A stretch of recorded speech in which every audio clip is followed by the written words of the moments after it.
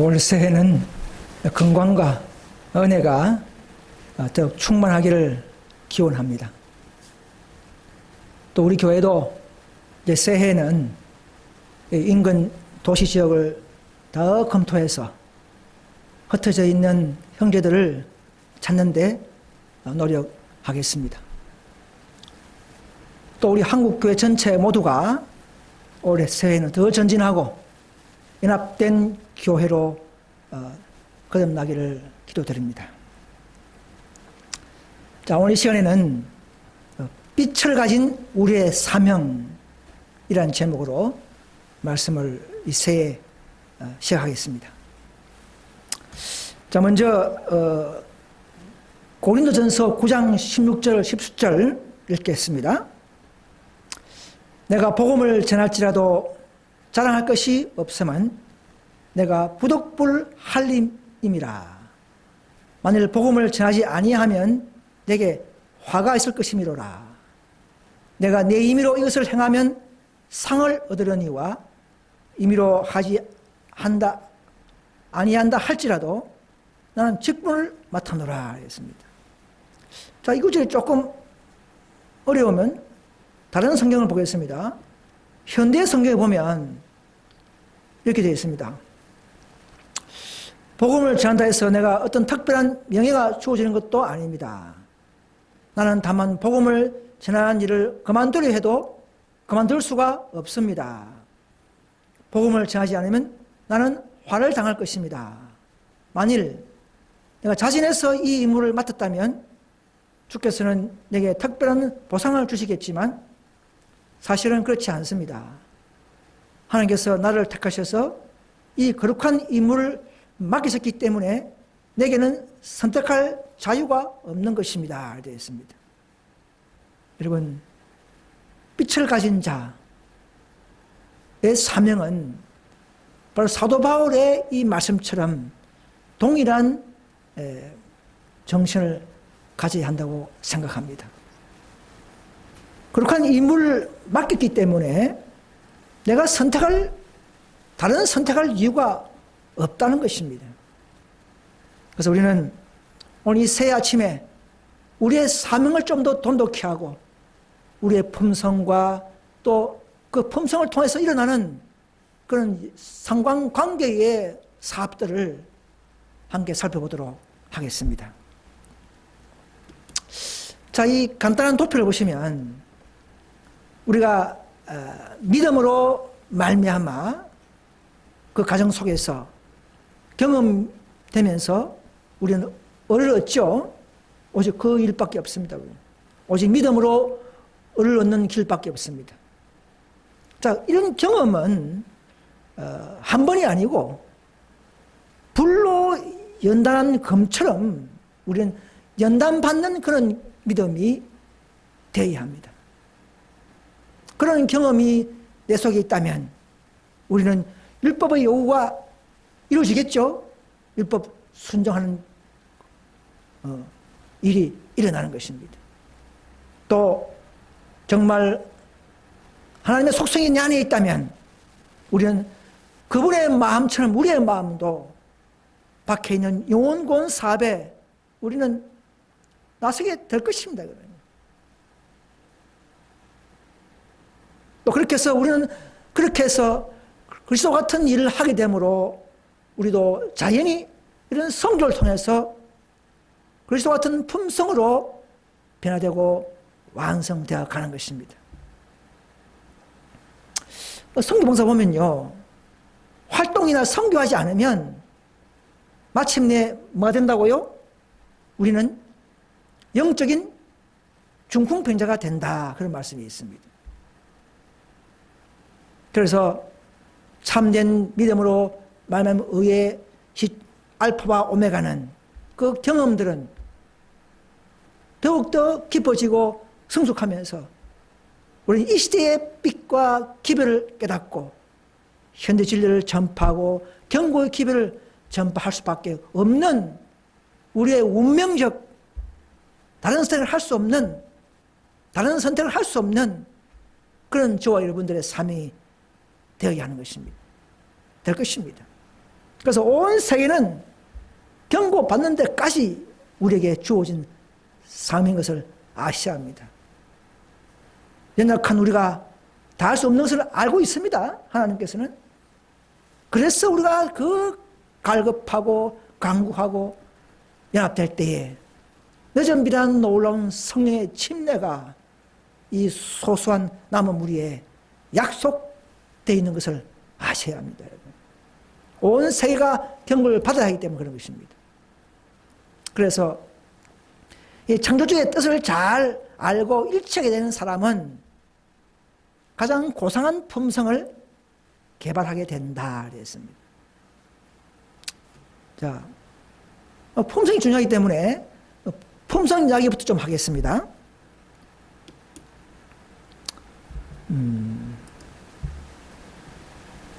여러분, 믿음으로 말미암은 의는 경험입니다. 각자 다 다른 경험이 될 것입니다. 어느 한 명이 기준된 게 아니고 똑같이 다 각자의 은사요 경험이요 가정인 것을 아셔야 합니다. 그러나 진정한 믿음에는 사랑이 따르게 되고 또 사랑이 있다면 그분의 말씀을 순종하고 싶은 마음이 뒤따르고 그렇게 해서 회개하는 사람들의 모든 우리의 심령은 그리스도가 지배할 때에 그분의 영이 우리를 새롭게 변화시키는 능력이 되고 그렇게 해서 그분의 능력을 받은 사람들은 하나님의 품성, 하나님의 성상으로 우리는 꼴지어져 가는 것을 아셔야 합니다. 이것이 바로 이것이 믿음을 말하는 의의 시작이에요. 그 과정인 것입니다. 우리가 이것이 잘 되지 않는다면 무엇이 문제일까요? 그들은 마음을 하나님께 굴복하지 않았다는 증거가 이런 것입니다. 미리라는 처녀가 그런 자들이었어요. 등도 알고 기름도 알고 맛을 봤지만 그것을 충분히 성화의 마음을 담는 데에 마음을 기경하는 데에 실패한 자들의 사례가 될 것입니다. 여러분, 고상한 품성은 거저 얻는 것이 아니다라는 말씀을 하고 있네요. 여러분, 품성은 선물입니다. 그분의 속성을 받습니다. 그죠? 언제 받습니까? 참으로 회개할 때에, 진정한 거듭날 때 받습니다. 더 갈급할 때에, 굴복할 때에 우리는 선물로 받습니다. 그럼 선물 외에는 다른 방법이 없습니다. 선물. 그러나 여기서 말하는 것은 그 선물 받은 그 선물 위에 더욱 고상한 선물로 고상한 품성이 되는 것은 우연도 아니고 하나님의 섭리의 은총이나 거저점에 되는 것도 아니고 자기 수양과 자기의 비천한 성품을 버리고 자신을 포기할 때에 고상한 품성이 가능하다는 것입니다. 그러나 매 순간마다 그분의 은혜와 능력이 도우심은 있겠죠. 그때마다 우리는 또 선물로 받겠지만 그러나 거저 얻는 것이 아니다 그렇죠, 그죠?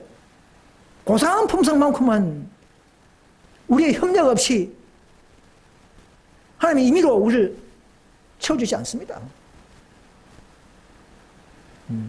자신을 포기한 자들에게 하나님께서는 주시는 것입니다. 그래서 이 고상한 품성은 이 균형지고 고상한 품성은 순종을 통해서만 가능합니다. 단번에 순간적으로 일어나는 그 사역과 은사와 은혜도 충분하지만 그거 가지고는 고상하다, 균형지다 이런 품성은 아니라는 것이죠. 오직 계명을 아는 계명을 통해서 순종할 때에 우리는 이런 축복들이 더욱 배가 되면서 더욱 우리는 고상하게 닮아간다는 사실을 아셔야 합니다.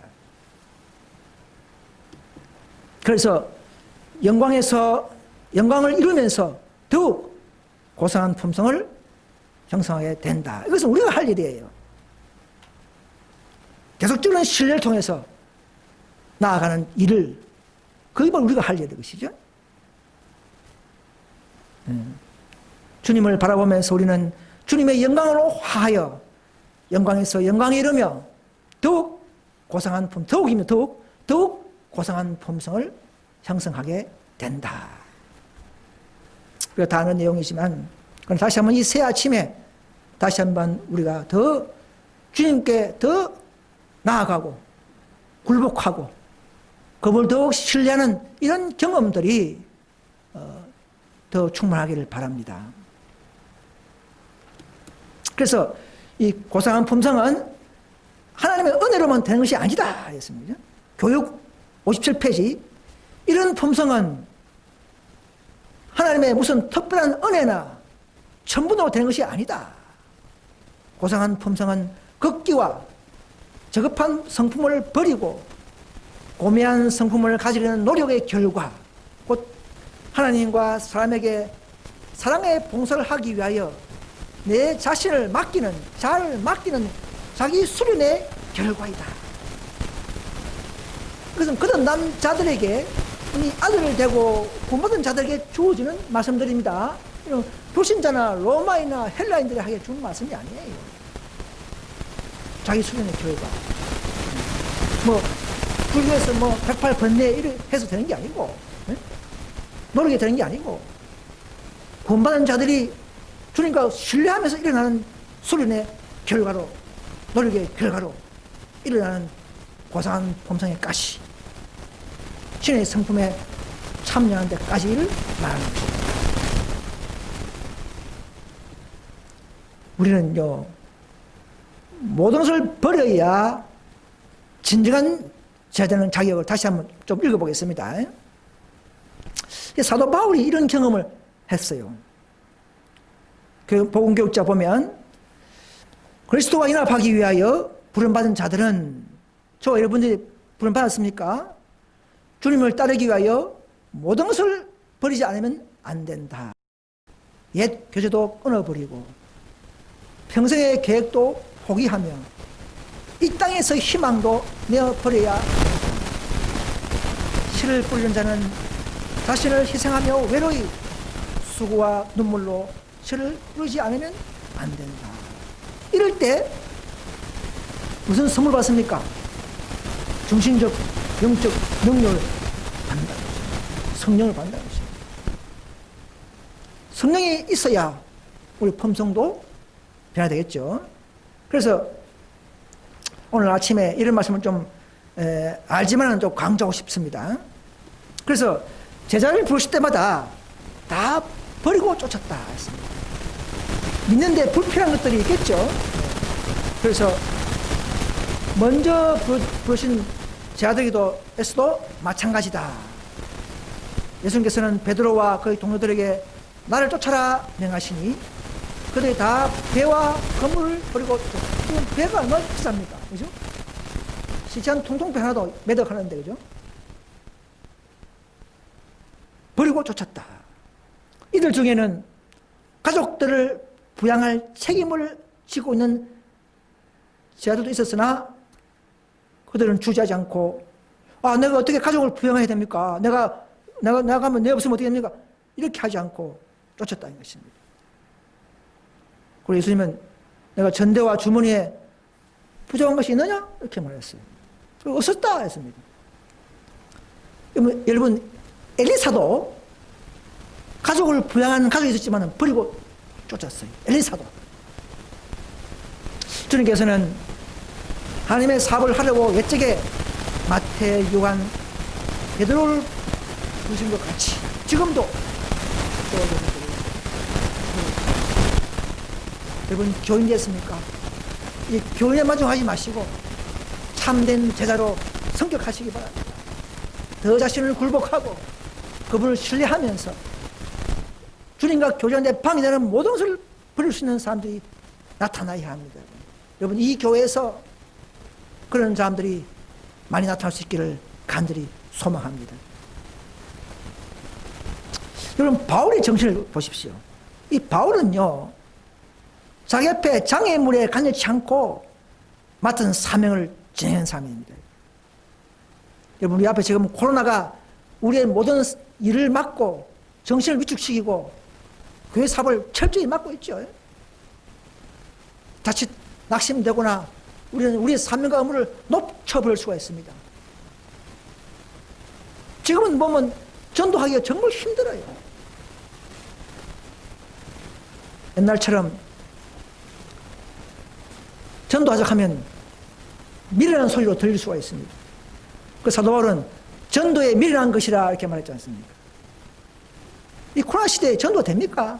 여러분, 현실과 사실에 직시하지 말고 우리는 받은 사명과 의무가 있다면 주님께 의지하면서 장애물을 개의치 않고, 이 사도 바울도 그 앞에 장애물들이 아무리 많이 산적해 있어도 이로 인해서 바울은 그 사명이 불가능하다고 생각지 않았다 이렇게 했습니다. 어떤 말씀을 우리도 받았습니까? 믿는 자들에게는 능치 못할 일이 없은지라, 이 한 구절을 가지고 사도 바울은 밀고 나갔다는 것입니다. 여러분, 우리도 그런 믿음이 배양되어야 합니다. 여러분, 더 굴복하면 그분의 성품이 선물되어서 그분의 속성이 내 안에 차곡차곡 차이면서 우리 용기를 일으키게 하고 더욱 순종하게 하고 사명감을 더욱더 깨닫게 하실 것을 믿습니다. 여러분,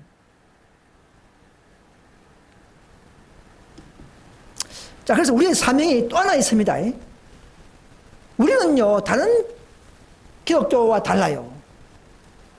우리는 또 하나의 사명이 뭔지 아십니까? 앞에 교회, 우리를 쫓아낸 교회의 야곱집에 그 죄를 고하는 사명이 마지막 남은 무리가 가지는 사명과 의무 중에 하나입니다. 풍성말이 아니에요. 이 사명을 놓쳐버리면 우리는 성령도 더 많이 받지 못합니다. 여러분, 오늘 우리 주위에 개신교가 얼마나 많습니까? 오늘 우리 교회 옆에 약 수십 개의 개신교가 산재해 있습니다. 전도지를 많이 뿌렸지만은, 그러나 또 앞으로 또 때를 따라 또 뿌릴 것입니다. 그래서 이 각종 개신교가 왜 우리가 전도해야 됩니까? 이 시대의 복음, 이 시대의 진리를 모르기 때문에 그런 겁니다. 예수 복음은 다 알아요. 그분들도 설교 잘합니다. 이 시대의 복음을, 진리를 모르고 있지 않습니까? 그들이 안식 예배를 알고 있습니까? 짐승표가 뭔지 알고 있습니까? 이걸 몰라서 다 넘어지고 멸망당하는데 여러분, 가만히 있으면 되겠습니까? 그들이 수백 명이, 수천 명이 죽어가도 내가 편하게 잠잘 수 있겠습니까? 화이프는 잠을 못 떨어졌어요. 저 도시에 수백만 명이 멸망당하고 있는데 누가 저들을 깨우고 있습니까? 누가 저들을 위하여 도시나 촌락으로 누이면서 이 놀라운 진리를 전할 것인가? 밤잠을 자지 못하고 고민한 하이픈 말씀을 여러분 생각해 보십시오. 우리는 이런 개신교 이런 내용을 간단하게 요약했지만 전파해야 됩니다. 단한 내용이지만 다시 한번 각성하고 알리는 측면에서 요약을 해봤습니다. 첫째는 성경에 없죠. 일요일 예배는 천주교가 만들고 신학교에서 도입한 일요일이죠.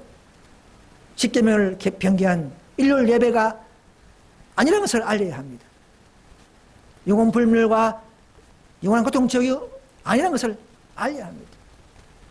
여러분, 세계명 하는데요, 세계명이 다른 별도의 계명을 주신 것이 아니라 그들이, 유대인들이, 제자들이 십계명을 잘 지켰지만은 그 사랑의 본질을 놓쳐버리고 형식적, 외식적 십계명을 지키는 당시에 세 계명이 놀라운 치료제로서 역할을 했죠. 그래서 사랑을 강조하는 차원에서 다시 한번 주어지는 계명이지 다른 계명이 아니라는 것을 개신교인들에게 알려주어야 합니다. 그들은 이제는 신경 필요 없이 이제는 사랑만 하면 주님만 믿으면 율법의 완성이므로 이렇게 말합니다. 그러나 사랑도 계명대로 해야 하는 것입니다. 사랑 따로 계명 따로가 아닙니다. 너희가 나를 사랑하느냐? 그럼 너희는 분명히 나의 계명을 지키게 될 것이다 하지 않습니까? 그죠? 요한복음에 다가오는 짐승의 표 강조가 있다는 것을 알려야 합니다. 앞으로 재난이 많이 심각하게 더 이 코로나를 기준으로 시작해서 스타트로 더 많은 지진과 재난과 전쟁과 기근 속에서 우리 하나님이 놓였다. 하나님의 주일이 높여보자. 일요일이 주일인가? 그렇게 일요일을 그렇게 하자는 이런 백성들의 정원과 정신이 바뀔 때에 그때는 사회법으로서 미국에서부터 일요일을 휴업하자. 이런 좋은 복지 차원에서 시작될 것을 우리는 알고 있죠. 그러나 그 배후는 마귀가 점점점 나중에는 안식일을 폐지해버리고 이제는 일요일로 강제로 양심을 강제하는 일까지 일어날 때에 우리는 그때는 일요일이 바로 짐승의 표 받는 것이다. 지금은 아니지만 그러나 이것을 미리 알리고 지금부터 일요일 예배를 벗어나서 참 계명 안에서 진정한 자유와 화평을 누리게 되기를 우리는 그들에게 건면해야 할 것입니다, 여러분. 그래서 개신교는 40년대에 밀러운동 때에 그 개신교도 시험을 받았죠. 알게 모르게 하나님은 심하십니다. 그러나 다가오는 재림절을 거절함으로 말미암아 그때부터 개신교는 이제 전진이 막혀버리고 뒤로 타락하고 지금은 철저히 바벨론화되는 그런 교회로 전락해버리고 말았습니다. 슬픈 일입니다. 개신교에 있는 형제들에게 이런 진리들을 알려서 이 새해에는 좀 더 참 진리의 노선에 현재 진리에 탑승하는 그런 사람들이 많았으면 좋겠습니다. 자, 또 우리가 알려야겠죠. 이제 안식일교회, 재림교회에 그들의 또 어떤 오류와 죄가 있는가를 알려줘야 합니다. 왜? 모르는 분이 너무 많기 때문에 그렇습니다. 1888년에 믿음으로 말하면 의가 주어져서 그들은요 이미 세차선의 기별을 다 알고 있지만은 기초가 또 무너져 버렸어요. 세차선의 기별 같은 진정한 하나님과 신뢰하고 진정으로 주님께 붙잡으며 회개하고 거듭나는 그런 영적인 경험과 지식이 부족할 때에 하나님은 존스 와그너 두 목사를 통해서 그야말로 세차선사의 기별의 본질인 믿음으로 말미암은 의에 정말 성령으로 거듭나는 정말 회개함으로 다시 한번 강력한 힘을 얻는 그 강의의 진리들을 그들은 일개의 개인의 목사의 어떤 말씀으로만 치부해버리고 교단적 전체적 그들의 중심 사상으로 변환시키는데 실패해버렸습니다. 그들은 전진할 수 있는 그 빛을 거절하는 셈인 것을 지금 많은 ST 성도님들은 모르고 있습니다. 늦은 비가 될 수 있는 늦은 비가 뒤따르는 놀라운 그 라우디가 보내는 기별을 그들은 거절함으로 말미암아 늦은 비까지 거절돼 버린 그런 단체가 된 것을 모르고 있습니다. 그러나 그 뒤에 하나님께서는 그들을 계속적으로 사랑하시면서 각성하려고 그랬죠.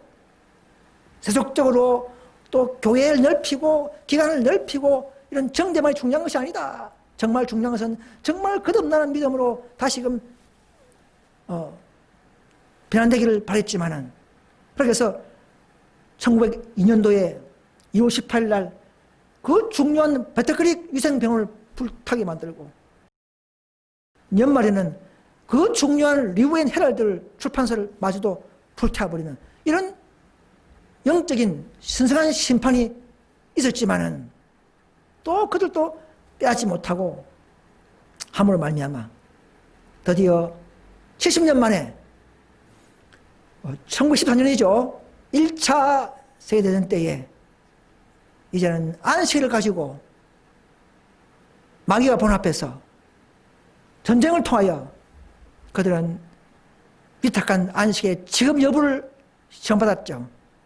그러나 포기해버리고, 무서워서 포기해버리고, 또 전쟁 참가를 한가는 자기 교인마저도 추기시키는 이런 놀라운 교회 내부의 슬픈 역사를 교인들은 모르고 있습니다.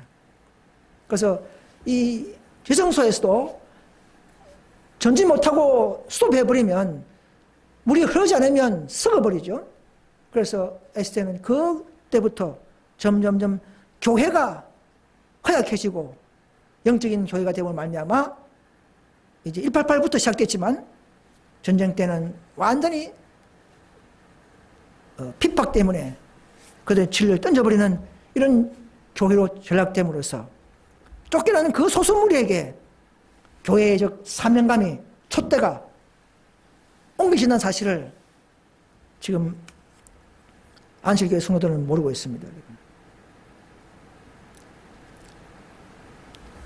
계시록 18장 1절에 넷째 천사가 그들이 내려왔고 시험받았고, 그 천사는 이제는 그 에스더 교회와 함께하지 못함으로 말미암아 쫓겨나는 그 무리에게 가서 연합되고 그들의 대표 천사가 되고, 에스더 교회는 알게 모르게 더 전진할 수 있는 그런 길을 스스로 막혀버렸다, 막았다는 것을 알 수가 있습니다.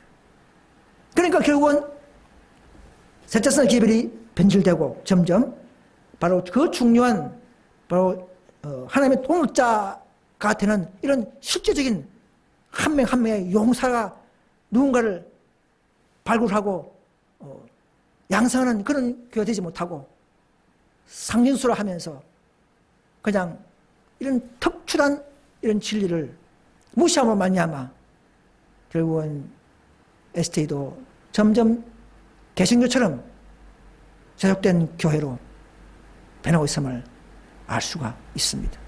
우리 이런 이야기를 많이 했지 않습니까? 이 새 아침에 다시 한번 이 놀라운 이 역사를 알려서 야곱의 집에 그 허물과 죄를 알려서 돌아오는 우리가 있도록 해야 하는 것입니다. 여러분. 하나님은 이걸 원하고 있어요. 여러분. 부러진 가지가 다시 접붙여져서 다시 한번 회생하도록 하나님은 고대하고 있는 것입니다. 자, 또 있습니다. 여러분. IMS 개혁운동 구단의 허물과 죄를 알려주어야 합니다. 자, 이 개혁운동은 다 SA 출신이죠. 기별도 다 알고 188 역사의 경험도 알고 그들이 직접 경험을 하면서 성취시킨 그런 백성들이기 때문에 마귀는 쉽게 뭐 계명 가지고 속이지 않습니다. 다 알고 있기 때문에. 이들은 전쟁 이후에 1925년도에 드디어 대총회를 조직하고 다시 연합해서 그 무너진 부분을 잘 수부하고 연합하면 40년 시험 역사 전후에 늦음을 얼마든지 받을 수 있었겠지만 그 40년 전후에 1951년도에 와서는 늦은미가 아니라 내부 감투 문제와 좀 그 대총회 무리들이 그런 데 신경 쓰고 내부 한 목사의 징계에 더 관심을 쏟는 이런 율법주의적인 개혁 행정을 하다가 마귀가 결국은 개입하면서 개혁운동이 두 무리로 분리되는 슬픈 역사를 가지고 또 강야를 흘러가 버리는 40년 강야를 돌아야 하는 이런 교회로 전락되어 버린 사실을 우리는 알고 있습니다. 우리 선배들이 그렇게 됐어요. 지금까지도 일어나지 못하고 흘러가는 가운데서 늦으면 바뀌었습니까? 항상 후손들이 문제예요. 후손들이. 초기에 개혁자는 다 좋았어요. SD도 개혁운동도 후손들이 문제라는 것이죠. 그래서 이 1951년도 이후에 이 재혼 문제를 그들은 관심 있게 다루었어요. 그러니까 그들은 이 이혼 재혼 문제를 엄격하게 다루고 유대인들처럼 화이트 부인께서는요 생전에 그 억울한 영혼들을 개인 특별하게 상담해가면서 이렇게 조심스럽게 기도하면서 계시받으면서 상담을 해왔던 것을 아셨는데 화이트 부인 죽고 난 이후에 이 개혁운동은 대통령에서는 그는 개인 사견으로 돌려버리고 화이트 부인의 말씀을 대통령의 결의를 통해서 재혼 문제를 결정해버리는 이 다양한 청춘들의 인생들의 그 어떤 인생 어떻게 그걸 투표로 결정할 수 있습니까? 하나님과 화이트 부인은요 한 명 한 명의 그 인생의 그 어려움과 우울함을 들어가면서 듣고 상담하는 그것이 바른 것이었어요. 개혁운동은 무조건 재혼 불가, 배우자 살아있으면 재혼 불가 이런 교리를 만들고 말씀대로 따르겠다는 그 목사를 또 추시해버리고 이렇게 엄격한 교회 행정 규칙에 매여 있는 마치 유대인들이 그렇게 한 것처럼 그 역사가 남은 교회는 초대교회와 닮아가는 역사가 반복되고 있는 것을 우리는 눈으로 보고 당하고 발견한 것입니다. 그런데 그 안에 있으면요 그걸 몰라요.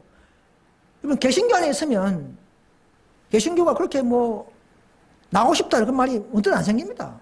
여러분 S 안에 있으면 뭔가 좀 마음에 안 들어도 언뜻 나오고 싶은 마음이 안 생기잖아요.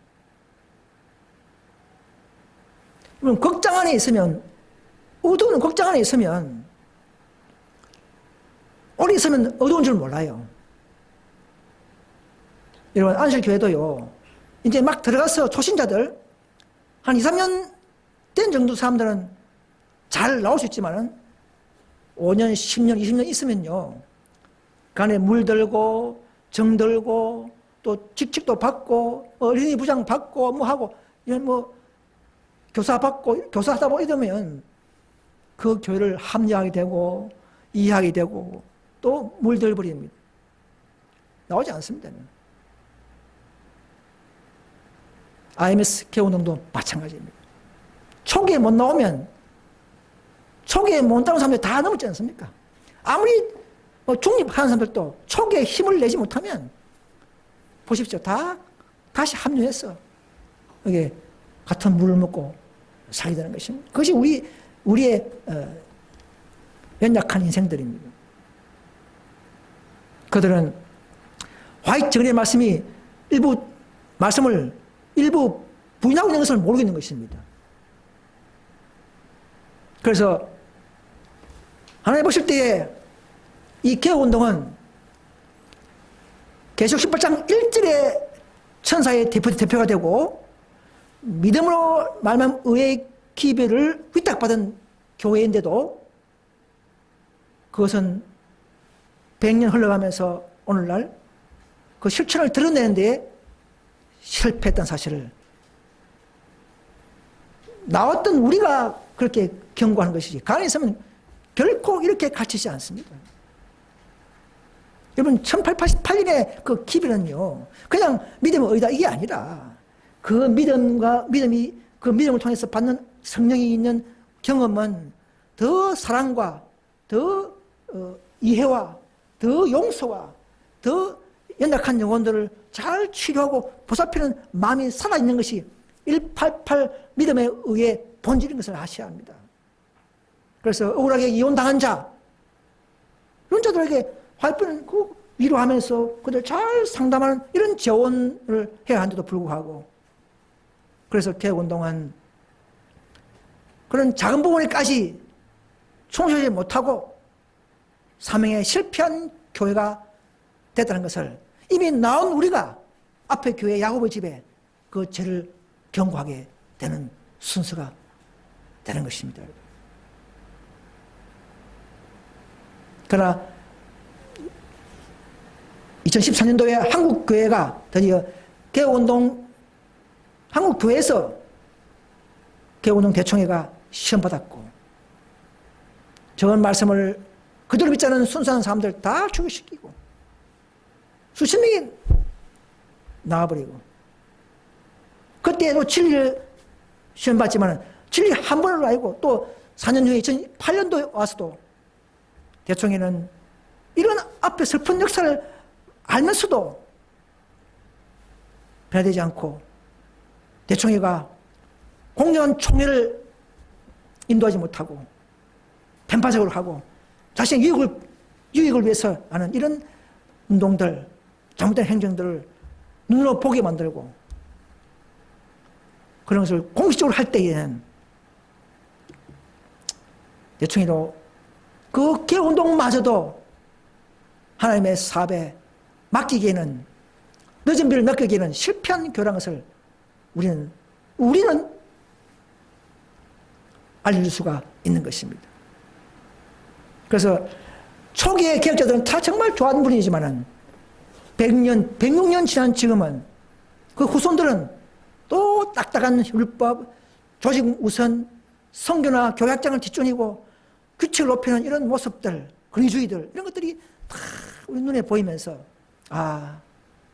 이 교회가 문제가 이것이다. 이것이 바로 그들의 허물이다. 또 다른 개운동이 일어날 수밖에 없는 상황이 됐다는 것이죠. 그래서 18장 4절이 원래는 18장 4절은요 에세이가 할 수 있는 사업이었어요.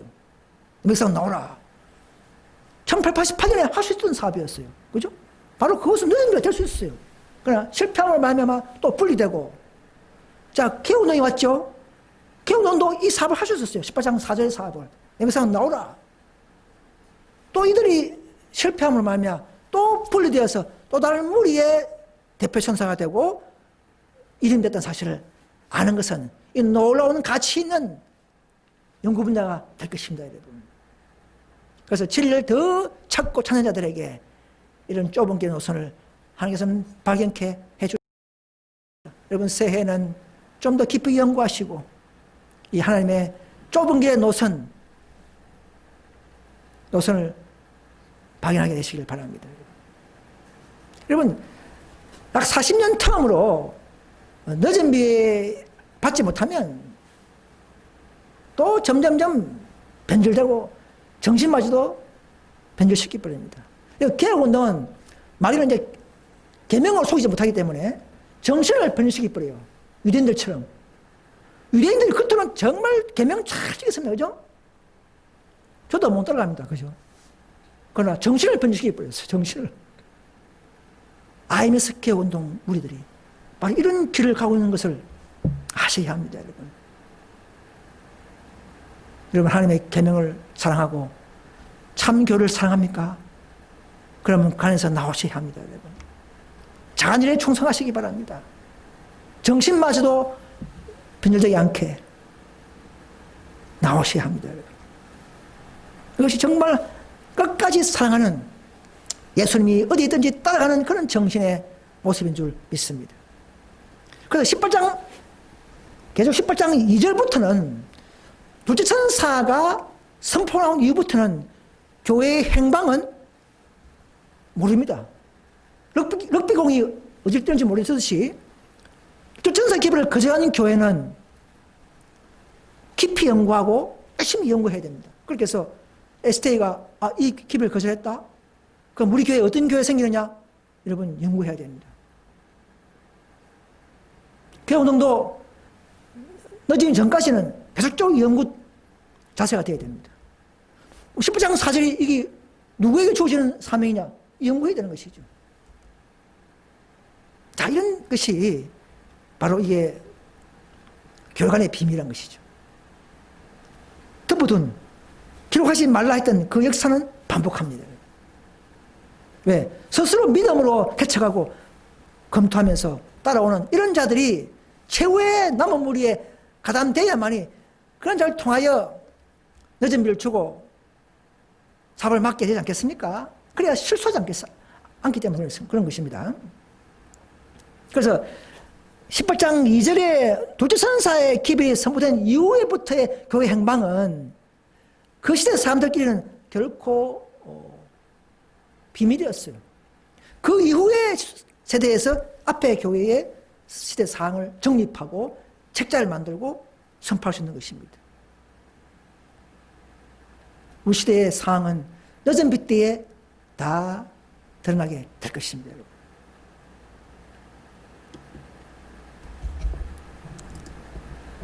여러분, 초대교회의 말년의 모습과 현대 진리를 빛을 거절한 교회들의 모습과 반복하죠.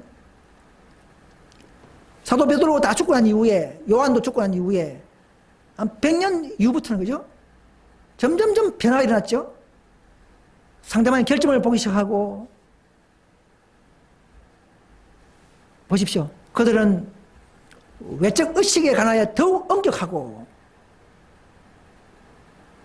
신앙의 실천보다는 교리에 관하여 더욱 까다롭게 되었다. 이 개운동하고 똑같이 되면 까다로워요. 복잡해요. 여러분, 변하는 것이 아니라 남은 교회는 야고보의 집에 그 정보를 다 드러내는 이런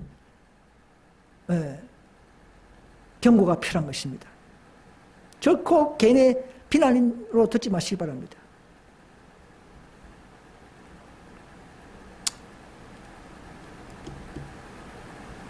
앞으로 은혜 시가 끝나고 7장 중에 그죠? 김성표의 일요일 강제령에 협력한 각종 개신교의 모습이 바로 이런 것입니다. 화이분이 게시해 봤죠?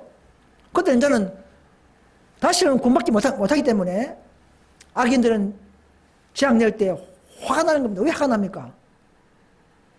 성령 떠나버리기 때문에 아무리 그 당시에 예수님 잘 믿어도 성령 떠나버리는 사람들에게는 이제는 짐승처럼 변하든지 화가 나게 됩니다. 사방에는 통곡의 소리가 들려왔다.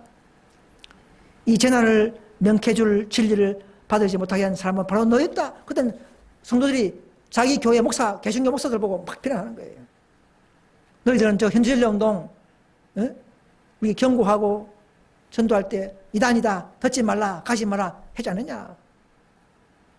이렇게 막 자기 교회 목사를 비난하는 것입니다. 그리고 너희들은 우리에게 경고를 준 자들에게 우리를 괴롭히는 광신자들이요 이단이라고 이렇게 했다. 그 말이죠. 그러나 나는 그 개신교 목사들도 하나님의 진노를 피할 수 없음을 보았다. 그런 거짓 선지자, 거짓 목사들의 고통은 그 백성들보다도 10배나 컸다. 앞으로 영불 지옥에는요, 개신교 성도들보다도 거짓 선지자, 거짓 목사들의 고통이 더 10배나 크다는 것이죠. 유황불 지옥에서. 야, 이것이 바로 공정한 심판입니다. 유황불 지옥. 그러나 결국은 다 소멸되죠. 영영한 지옥은 아닙니다. 자, 재림교는 어떻습니까? 재림교회는 은혜시 끝나고 7장 중에 재림교의 모습은 또 하나 있어요. 초기 문집 36페이지. 그때는 이제 바로 14만 천명들이 승리하고 그들의 얼굴에 영광이 탁 빛나고 있을 때에 그때 보니까 그 무리에 들지 못하는 무리가 있겠죠. 안식을 지키는 무리가. 나는 서품으로 통곡하는 한 무리를 보았는데 그들의 옷에는 뭡니까? 율법 불순종이란 말 아니고 그들을 저울에 달아보니 십계명으로 부족함이 보였다 이 말입니다. 아예 율법을 모르는 불순종이 아니었고 이들은 미련한 천원처럼 부족함이 보였다는 것이죠. 성령이 부족한 것이죠. 성령 부족. 여분이 부족한 사람들. 이들이 어떤 물이 나고 천사에게 물린 천사는 이 사람들은 한때 안식일을 지켰으나 그 후에 포기한 자들이다. 에스더의 교회가 1914년도에 전쟁 때에 독일 정부 앞에서 공식적으로 안식일을 포기한 각서를 보내고 했죠. 3번이나. 포기한 공식적인 포기란 말입니다. 이건 교단적 말하는 겁니다. 한물이 개인견이 아니고. 그런데 우리는 우리가 열심히 재림을 기다렸고 가르쳤다 이렇게 말한다고 했어요. 그러나 자기들이 옷에 서진 것을 보고, 옷은 뭡니까? 옷은 품성의 옷이죠. 보고 큰 소리로 슬피 울었다. 나는 그들이 깊은 샘에서 실컷 마시고 나머지는 발로 더럽힌 것, 즉 안식일을 짓밟은 것을 봤는데 그것이 그들로 달아보니 부족하다는 말을 듣게 된 이유다. 깊은 샘에서 마시다 이 말이면 지성소의 모든 진리를 다 아는 사람들 이 말이에요. 조화심판, 재림, 더전비, 건강개혁 이런 모든 진리들 다 먹고 누리고 가르치고 사는 자들에게 보니까 그러나 하늘 안식일이 결국 뭡니까? 안식일이 예배 계명이지만 결국은 하나님을 신뢰하고 하나님과 성화하고 교제하는 이런 개정, 이런 계명 이런 일에는 부족했다는 것이죠.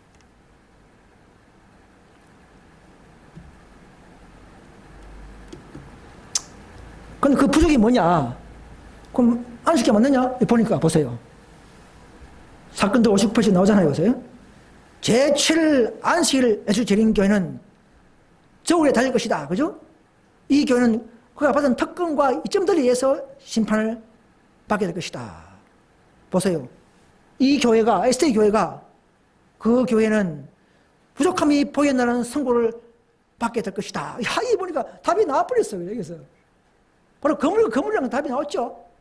7장 때 슬피 울고 하는 거물이가 바로 제7 아주 재림교회라는 답이 나와 있지 않습니까? 모든 짝이 있어요. 짝이. 그죠? 성경도 짝이 있고 정언도 짝이 있는 것입니다. 그 교회는 부족함이 보이는 선고를 받게 될 것이다. 이 예언했으면 성취되는 거예요. 어떤 분들은 그렇게 해요.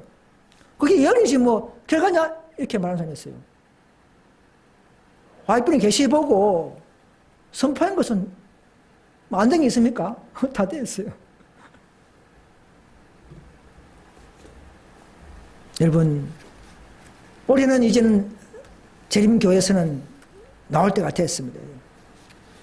정말 간에서 진리를 사랑하고 이 시대의 진리로 시험받는 이런 역사, 하나님의 에세이 교를 하나님의 다루는 역사, 이런 경영 방침들을 이런 말씀을 통해서 경고받지 못하면 결코 다른 사람들이 경고 이룰 수가 없습니다.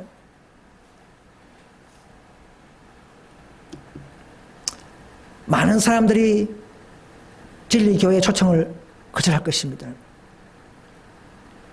이런 초청의 거절은 이런 교회의 천사들의 대표, 천사들의 움직임과 이동성, 방향에 따라서 따라 움직이지 않으면 결국은 그 천사의 초청을 거절한 것은 결국은 그리스도를 무시한 것이라는 것을 아셔야 합니다. 많은 분들이 내가 교회 옮기면 또 어렵다. 그 교회 가서 내가 직분 맡고 있고 내가 사회가 전도사고 또 이런 많은 이런 연관된 이런 사슬을 끊기 어렵다는 것이죠. 그러나 여러분 진리를 사랑하면은 성령이 충만하면 벌릴 수 있는 용기가 생긴 것입니다. 여러분. 이 기별은 그런 능력이 있습니다. 여러분. 사도 바울의 경험을 하게 되기를 간절히 바랍니다. 그들은 내가 거기에 가면 내 친척과 친지와 관계가 어긋나게 된다. 갈 수 없다. 이렇게 하면서 초청하신 그리스도를 모욕하는 것으로 여긴다는 말입니다.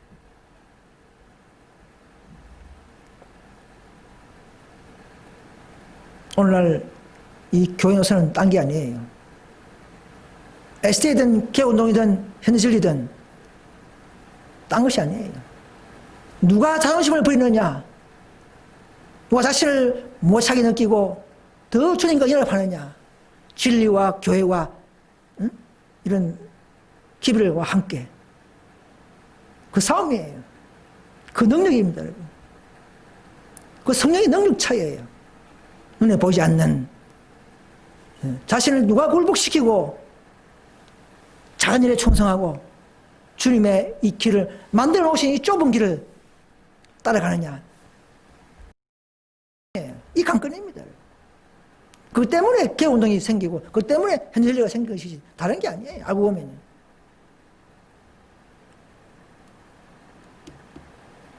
여러분, 빛을 주신 것은 다른 사람에게 나타내도록 하신 것입니다. 여러분, 교회는 개신교회든 뭐 SDA 교회든 우리든 교회는 무조건 영혼구원을 위한 준비기간이 되어야 됩니다. 저 여러분들이 이 교회 온 것은 다른 게 아니에요.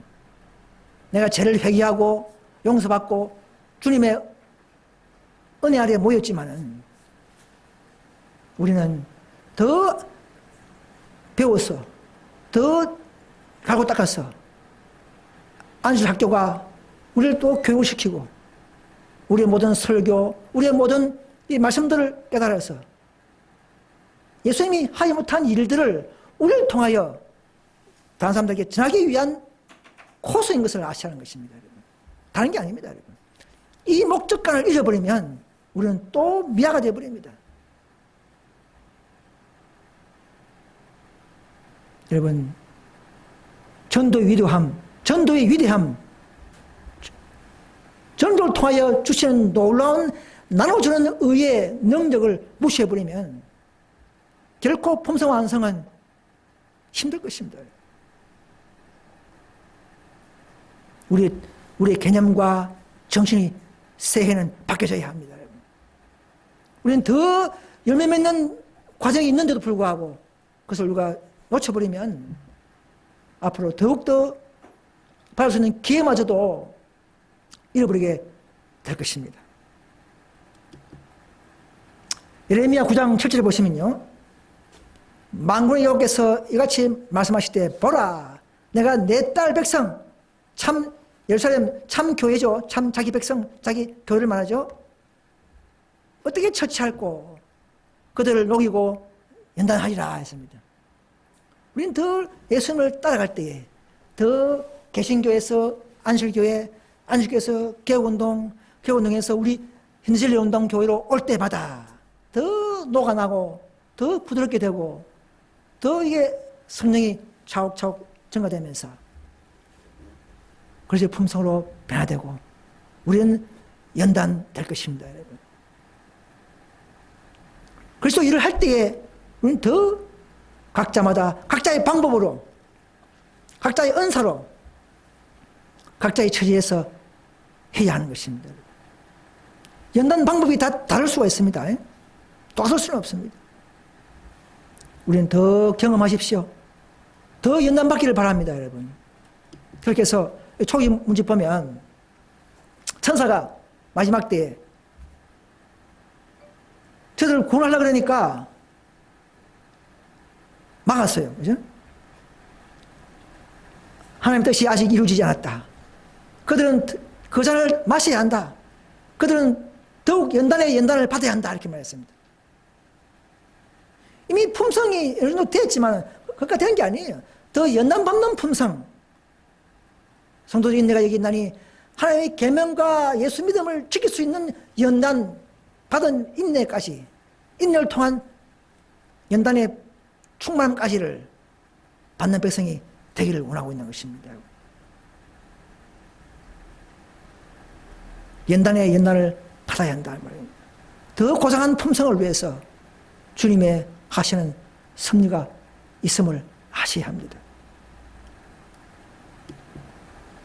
그래서 히브리 5장 14절에 보시면 단단한 식물은 장사한 자의 것이라는 거예요. 다 단단한 식물을 따라오지 않고 먹지 못해요.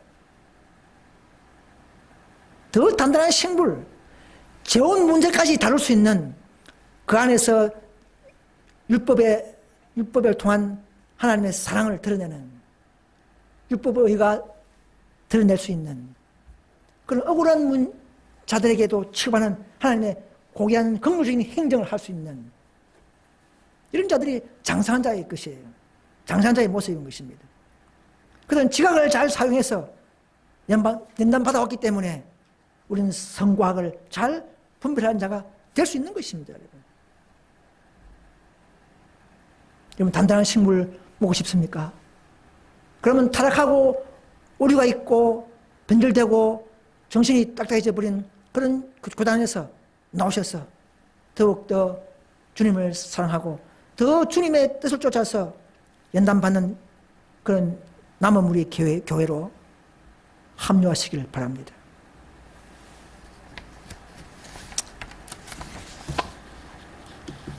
여러분 비상대기병처럼 준비되어야 한다 이런 말씀 딱 있어요. 한 구절. 제가 1월 1일 새해 어제 첫날에 꿈을 꿨어요. 꿨는데 신천지인들 한 10명 모여 있었어요. 그래가지고 내가 꿈속에서도 내가 막 소리가 나올 정도로 생생하게 봤어요. 얼굴도 나오고. 그래서 내가 거기 가서는 여러분들은 참나문계 모범품입니다. 네. 실제수 13천 명에 들어오기 위해서는 참 진리를 발견하고 참 진리를 따라와야 됩니다. 이렇게 해서 막 했어요. 그래 나오는데 한 명이 따라 나오더라고. 한 명이 따라 나와서는 자기 명함을 주면서 연락처를 달라 하더라고. 근데 딱 보니까 내 호주머니에 명함이 없고 내 물론 명함이 없지만은 명함 만들어야 되겠더라고. 그래서 스티커가 하나 있었는데 스티커를 갖고 다니는데 스티커도 없어져 버렸어. 이러다가 하다가 장 깨버렸어요. 그래서 보니까 명함이 있는데 다산 명함들이라 받아난 거라. 이런 꿈을 내가 과거부터 종종 꿨어요. 뭔가 항상 부족한 거, 벌거벗은 모습, 이런 것들이 항상 내 속에 있었어요. 내 나름대로 이 차에 많은 전도지와 책자와 모든 준비를 항상 하고 다니지만은 이런 긴박한 순간에 또 준비가 안 된 거야. 그럼 명함도 만들어야 되겠어요. 항상 잘 가지고 있다도 필요할 때는 없는 거라. 하나님께서 내게 더 준비하라고 하시는구나. 비상대비행처럼 준비해야 한다. 1분 1초에는 영원한 결과가 내포되어 있다. 우리는 언제 부흥을 받든지 봉사할 수 있도록 준비하고 있는 비상대기병이 되어야 한다. 지금은 도움이 요구되는 사람에게 생명의 말씀을 전할 기회가 있지만 그런 기회가 다시 주어지지 않을지는 모른다. 하나님께서는 바로 그런 사람에게 오늘 밤에 내 영혼을 도로 찾으리라고 하실는지 알 수 없다. 우리의 태만으로 인하여 그 사람이 주를 만날 준비를 갖추지 못할 수가 있다. 그렇게 된다면 큰 심판날에 우리가 하나님께 뭐라고 대답하겠는가 했습니다. 저는 20년 전부터 이런 준비를 해왔지만 항상 응급적으로 준비를 못하고 이렇게 실수한 일이 종종 있었습니다. 하나님께서는 제게 그런 것을 깨워주시면서 아마 새해 첫날 벽두에 아마 꿈에서까지도 생생하게 보여주고 내가 꿈에서까지 목소리까지 말을 할 정도로 이럴 정도로 주신 것은 내게 주신 그 사명이 아닌가 생각을 하면서 이런 말씀을 조금 말씀드렸습니다. 여러분 복음기에 보시면요, 하나님께서는 나단이나 엘리야나 요한과 같이 자기에게 미칠 결과를 생각지 않고 아무 두려움 없이 하나님의 기별을 전하며 그가 가진 모든 것을 희생할 수 일이 있더라도 담대히 진리를 말할 수 있는 사람을 요구하신다. 눈치 보지 마시고 여러분, 내가 받은 사명이 무엇인가 다른 사람 말 듣지 마시고 내가 받은 은사가 뭐며 내가 해야 할 일이 무엇이며 내가 용서받은 그 감동이 어떻게 처치할 것인가 흘러가도록 하시는 성령의 그 역사에 여러분 순응하시길 바랍니다. 결과에 간주치 않고 여러분 비록 전도지 뿌려가지고 1000명이 첨장을 뿌려도 한 명이 오지 않더라도 결과에 개치 않고 그 기별을 전했던 그 만족감에서 우리는 큰 성공을 했다는 사실을 믿으셔야 합니다, 여러분. 영혼이 들어오고 나오는 것은 하나님의 섭리에 맡기는 것이에요. 우리 이 복음, 이 시대의 진리, 이 시대의 예언들을 알리는 것이 우리의 목적인 것이지, 복음 전하는 것은 개신교가 다 해왔던 것입니다. 특수한 진리를 전가하는 목적으로 저와 여러분들이 부르심받고, 그것이 바로 우리의 삶인 것을 아셔야 합니다, 여러분. 이제 마지막으로 선교봉사 79페이지에 머지않아 전도길이 바뀔 것이다. 우리에게는 이제 잃어버릴 시간이 없다. 종말은 매우 가까웠다. 머지않아 곳곳에서 진리를 전할 길들이 사방팔방으로 막힐 것이다. 모든 것들이 주의 사들이 나가는 길을 막을 것이며, 현재는 가능한 일들이 그때는 불가능하게 될 것이다. 지금 코로나 때문에 전도하기 힘들어요. 그래도 아직까지는 자유가 있습니다. 그죠? 각자의 방법으로. 여러분, 젊은 분들은 좀 더 열심히 하시고, 나이 드신 분들은 좀 쉬시고, 뭐 그런 겁니다. 은사 따라서, 역량 따라서 하시는 겁니다. 우리는 면전에 있는 우리의 사업을 똑바로 바라보고, 가능한 한 신속하게 공격하며 전진해야, 예, 공격이라는 말이 나왔어요. 공격하며 전진해야 한다. 하나님께서 나에게 주신 빛에 의하여 나는 흑암의 권세가 땅으로부터 온 힘을 다하여 활동하며, 마치 이리가 먹이를 취할 때처럼 사탄이 지금 잠자는 자들을 취하기 위하여 살금살금 앞으로 나오고 있음을 나는 알고 있다.